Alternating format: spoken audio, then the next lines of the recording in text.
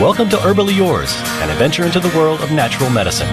Here is your host, Dr. Ellen Kamhi, the natural nurse who will help you take the leap to ultimate wellness. And greetings. Thank you so much for joining us today, right here on Herbally Yours at 90.3 WHPC, the voice of Nassau Community College. Herbally Yours brings you the latest information, many aspects of natural living. And today, we're going to do the show right here on Facebook Live. Also, of course, those in our listening audience can listen. And also, we're going to take your calls at 516-572-7440. And we have time for that because we don't have a guest. What I thought I would do today is talk about many of the things that you can use successfully in terms of helping yourself and your family when you have a minor sniffle. I'm not talking about pneumonia here. You definitely want to check with your doctor if you feel you or a child or your parent or anyone is getting the kind of congestion that seems to be dangerous, because people do have to be hospitalized for respiratory infections. And of course, it can even be very dangerous and deadly in severe situations. But I'm talking about that little sniffle situation. Everyone sort of has had that, where they get a sore throat initially or they feel like they're starting to sneeze. It's something that actually is self-limiting in that you will usually be over within about 2 weeks or so anyway. But what we have found is that science as well as tradition supports the use of many all-natural therapies. And that's what we're going to talk about today. Of course, many of you know, who have followed me in my work, I've been doing this a lot of years, since 1964. I have spent my entire life visiting with natural medicine providers, and that is both everybody from Harvard MDs to the Committee of Traditional Medicine at Columbia Presbyterian Medical School, which I sat on that committee. By traditional medicine, what we meant was medicine that has been used for thousands of years by both indigenous cultures and modern medicine as well. Up until the 1950s, these remedies are still in the Materia Medicas, in the actual medical journals, and were proven to be very effective. And then they went through a period of losing their popularity as pharmaceutical drugs raised up and actually are so quick to be effective, but then we have to balance the possibility of adverse effects. Like one thing that you've probably heard of is the overuse of antibiotics. In particular, when someone does have one of these minor infections or something called a cold, and then they were immediately being given an antibiotic, what happens with that is, due to the overuse, a lot of microorganisms actually developed into what is called a resistant strain. And that's why we have some very dangerous infections today in hospital settings and other settings with something like MRSA and other kinds of strains of microorganisms that are highly resistant to antibiotics. So now what the current medical literature recommends is that you hold off on the use of antibiotics and you let the doctor evaluate as you move through many of these self-limiting conditions whether or not you're at the point of where an antibiotic is recommended. So it has really changed the face of the use of pharmaceuticals for these kinds of situations. So what I thought I would talk about are many of the traditional remedies. And when I say traditional, I mean used for thousands of years. But what's so interesting is that now current modern medical literature actually has done studies to not only support the use of these ancient traditional remedies for colds and flus, but also looking at the mechanism of action, beginning to understand not only that they work, but also how and why they work. And in addition to that, there's been quite a bit of assessment in terms of, let's call it the cost-benefit ratio, that is the possibility of an adverse effect due to the use of that remedy. And we know, unfortunately, with almost every pharmaceutical across the board, there's a pretty long list of possible adverse effects. Just look at any TV commercial about a pharmaceutical. They're dancing around, they're looking real happy. In the background, they're scrolling liver disease, death, heart disease. Yikes! Is getting rid of this symptom worth that potential risk? Sometimes it is. If you have some very serious illness and the pharmaceutical may in fact modulate it or bring down the effects of the illness, yes, it might be worth possibly having those side effects. Not everybody gets them. So everything's like a risk-benefit ratio balance that you can discuss with your physician. But the remedies I'm going to talk about now have very, very little risk. And doesn't mean none. Let's think about peanuts. A lot of people eat peanut butter and jelly sandwiches every day, and yet many people actually die or get very sensitive if they even smell peanuts. So I'm not saying everything natural is always safe all the time. I will say scientific studies have proven, as well as thousands of years of traditional use, that they have a better risk-benefit ratio than many pharmaceuticals. So they might be worth a try. That's something that you can discuss with your doctor or do your own research. But I have a little outline of these remedies that I often give out to clients that I talk to, and it's just a list called the Natural Nurse Protocol for colds and flus, things like that, minor. So I'm going to talk about some of the things that I discuss there, and we will look at the studies. Okay, one I bet your grandmother has told you about. Doesn't matter where you're from. Wherever you're from, grandmothers everywhere recommend chicken soup. Mine did, and friends of mine who their background is from Asia, their grandmothers did as well.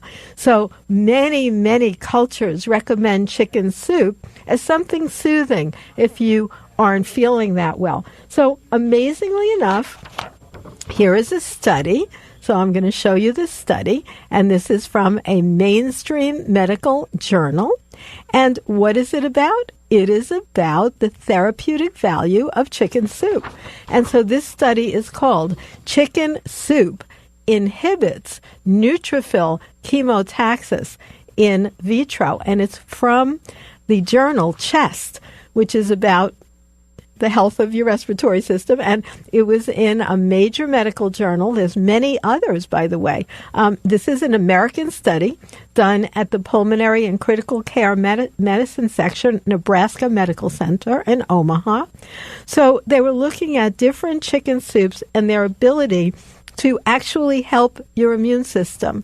So that's amazing, right? Here you go. Something that's a traditional use now being fully verified by medical science. So I thought I would bring that to your attention. Your grandmother's always right.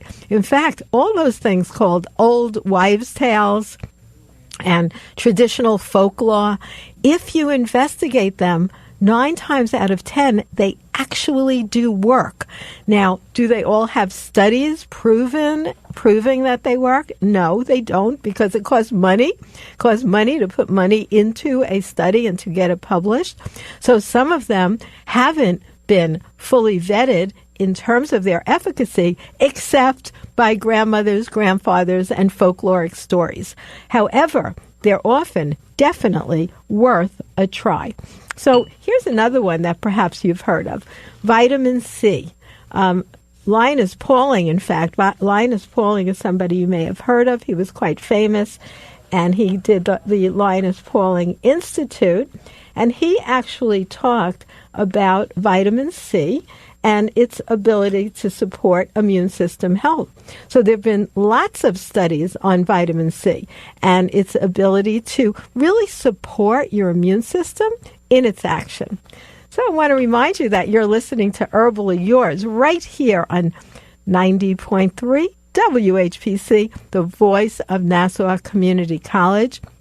And we'd be very, very happy to take your calls if you have a question you'd like to ask or something you'd like to share. make it clean, please, so we don't have to cut you off. And you can call us at 516-572-7440. Here is a study right in the journal Nutrients, major medical journal, March 2017, vitamin C and infections.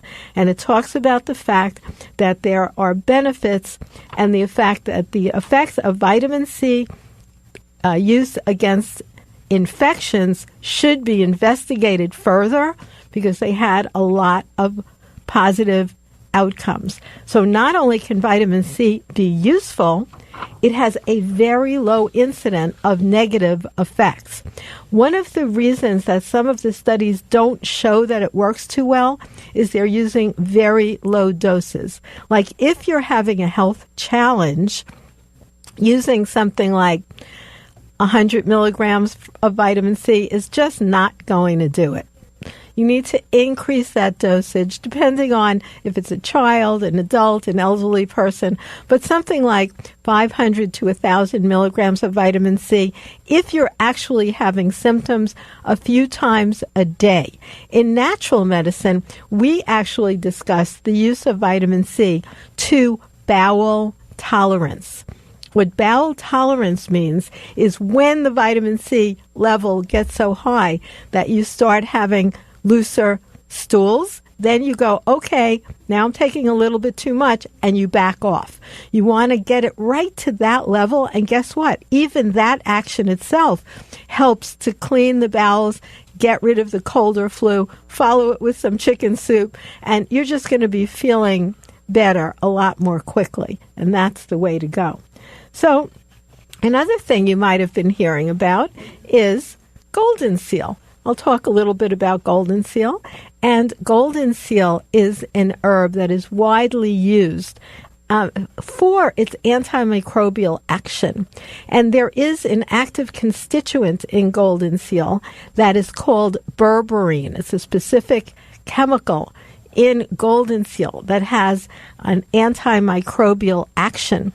Remember we talked about that regular antibiotics, when we use them, will often cause the development of a resistant strain of bacteria. Well, lo and behold, we have a lot of scientific evidence looking at the fact that we know how golden seal works, and we know why it does not create resistant strains. And it's a little bit nerdy, but I'm going to share for those people who are interested. What happens is every cell we have has a little pump in it. It's called the MDR, the multi-drug resistant pump. And its job is to see things that are coming into the cell that our body does not want there and pump it out, just like a little pump. That's its job. It was put there by, I don't know, God, nature, whatever you believe in, but it's there. Now, the thing is that bacteria watch that little pump and they go, wow, the pump gets rid of stuff out of the cell. Bacteria have a great deal of intelligence, and they're able to modify their actions a lot more quickly than we are. So what bacteria do is they see antibiotics coming after them in the cell. They upregulate or turn on that pump so that it pumps out those things even more quickly. That's called antibiotic resistance. Now, there are many other mechanisms involved. I don't have time to go into all of those, but golden seal, believe it or not, contains that active component berberine, and we understand that one of the actions of berberine is to stop that pump from working. So it inhibits the level of pumping out. Therefore, the golden seal stays in the cell for enough time to be able to act as an antimicrobial without producing resistant strains. And Antibiotics actually don't have that capability. So you really have to wonder, when we're working with plants, about the innate intelligence, the flexibility of chemical structure, because it's not just one chemical created in the laboratory. It has a wide array of active constituents. So that's a very interesting thing that we do use. In natural healing, we use Golden Seal as part of our cold and flu system. So we're going to take a little break right here on Herbally Yours, and when we come back, we continue our discussion about natural remedies for the winter season.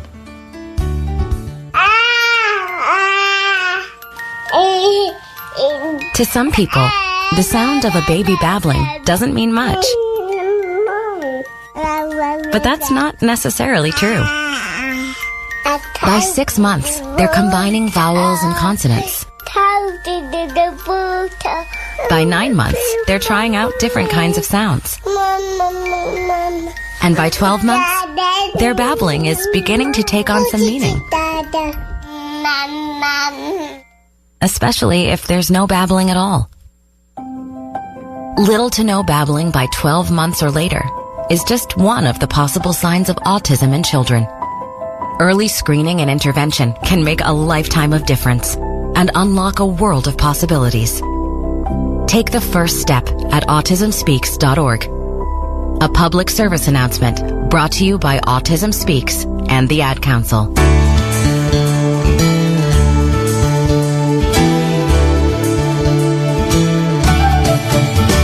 Welcome back to Herbally Yours, produced right here in the studios of 90.3 WHPC, the voice of Nassau Community College. I'm Ellen Kamhi, the natural nurse. You can always find me at naturalnurse.com. And today we're talking about natural remedies for colds and flus, and we're taking your call. You can call us right here live at 516-572-7440. And we're talking now about what can we do, use some things naturally to feel better when we get a little touch of a cold during the winter season. And of course, we can always review that with our doctor. Sometimes they just say, well, just go home. They'll go for the soup for sure. These other things I'm talking about can also really, really be helpful. For instance, there's something called sambucus.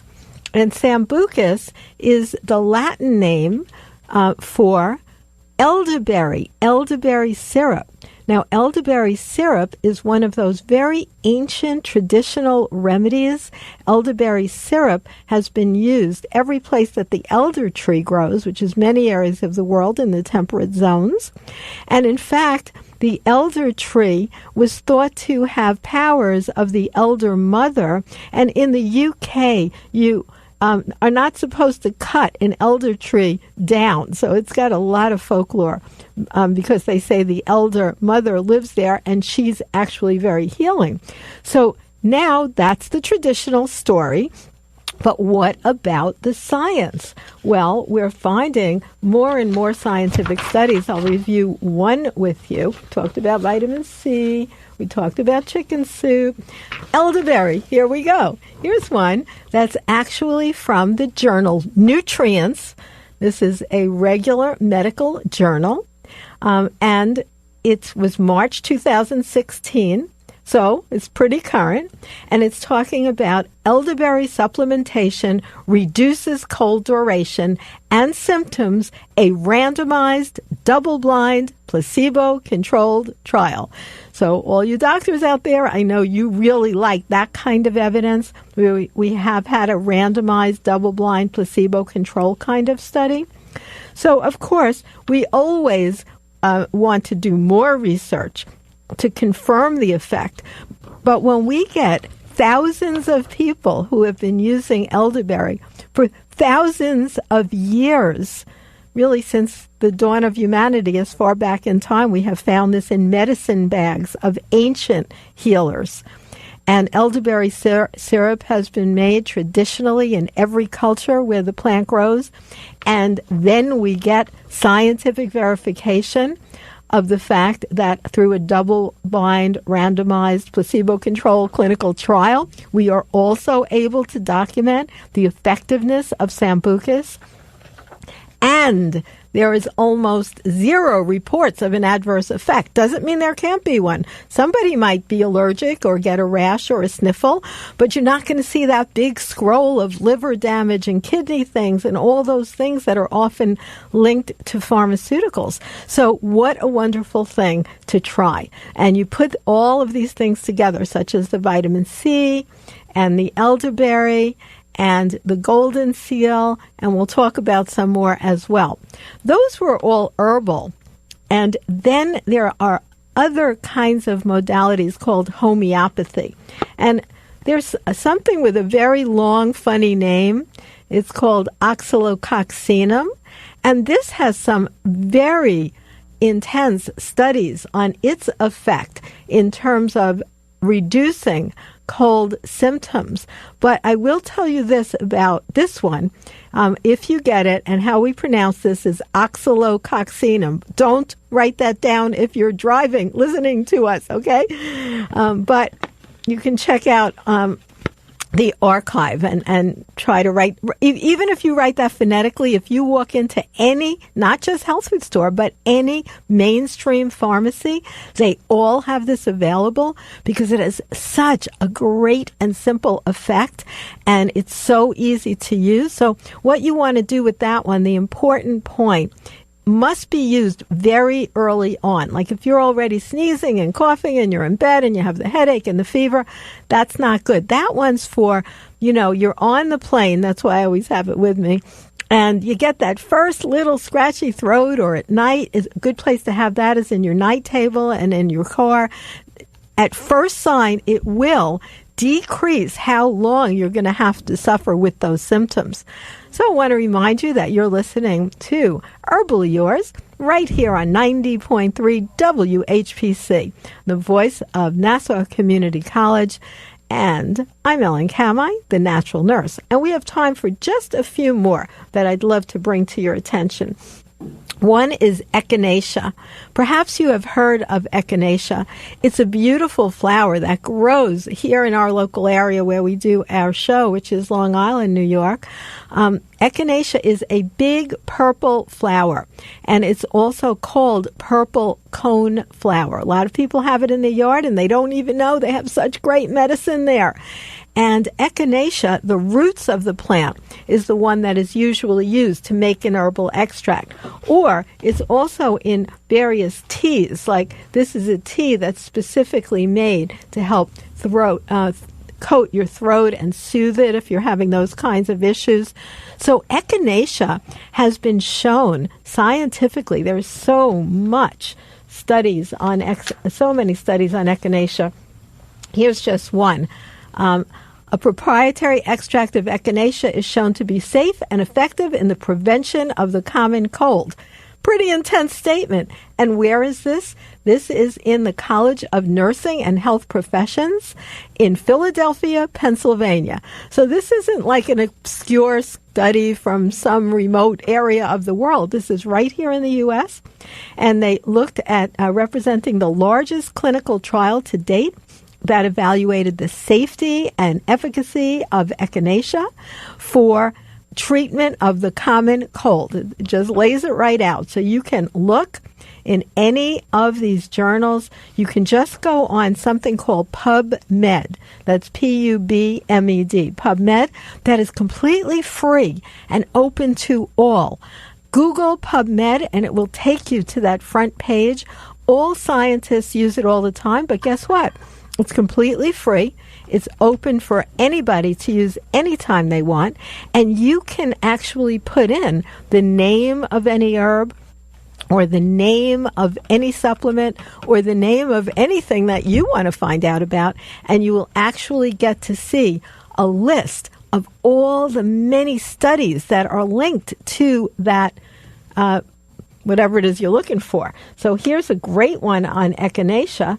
And if anyone says these things aren't studied, they're just not reading the studies, but it's not true that they are not studied. So we talked about sambucus, which is elderberry. We talked about golden seal. We talked about echinacea. And we talked about chicken soup. And another really wonderful thing is bioflavonoids. Bioflavonoids really help your immune system work a lot better. And bioflavonoids are the parts of fruits and vegetables. It's mostly in fruits. So this is in a very concentrated form that we're holding up here for those who are watching our video. But you can find bioflavonoids as an extract. They're often used along with vitamin C. And the reason it's used along with vitamin C is that it makes your body take up the vitamin C more effectively, and it's able to increase your immune system. Now, if you know about your immune system, it's kind of like Pac-Man. What I do is I actually look at drops of blood right from someone while they're sitting right there under the microscope. And we can watch the white blood cells while they are moving around. They're actually moving around. That movement has a name. It's called phagocytosis. And then if this is a bad bacteria, they'll just engulf that bacteria just like Pac-Man, put the bacteria or whatever shouldn't be there inside the cell where they release myeloperoxidase. It's similar to hydrogen peroxide. And they use that to kill off whatever shouldn't be there. Our body is just an amazing, amazing creation that is set up with fantastic systems specifically designed to keep us well. And when we work with our body, along with nature, by eating healthy, by exercising, by doing stress reduction, all of those things have been shown to improve the ability of our immune system to work for us and keep us well. And all of these natural remedies we discussed today, like sambucus, which is elderberry, like golden seal and the berberine it contains, like echinacea with the echinacasides, which are the active constituents that help the white blood cells work better. And another thing I'd like to just say is use some garlic. If you squish garlic, add hot water to that, add some honey, squeeze a lemon, and make that about 3 or 4 times a day when you're really feeling not too well. You'll be back on top before you know it without having to go the route of antibiotics, which even physicians suggest that you do not do. But rather than just watch and wait, you have all these other natural remedies that you can look into, read the studies, and try. So until next time, this is Ellen Kamhi, the Natural Nurse. I'm so happy you were able to join us today right here at 90.1 WHPC, Herbally Yours. And until we see each other again, you can check us out at naturalnurse.com. Until next time, we're here in Garden City, New York at the studios of WHPC. And this is Ellen Kamhi, the Natural Nurse, hoping that you stay healthy.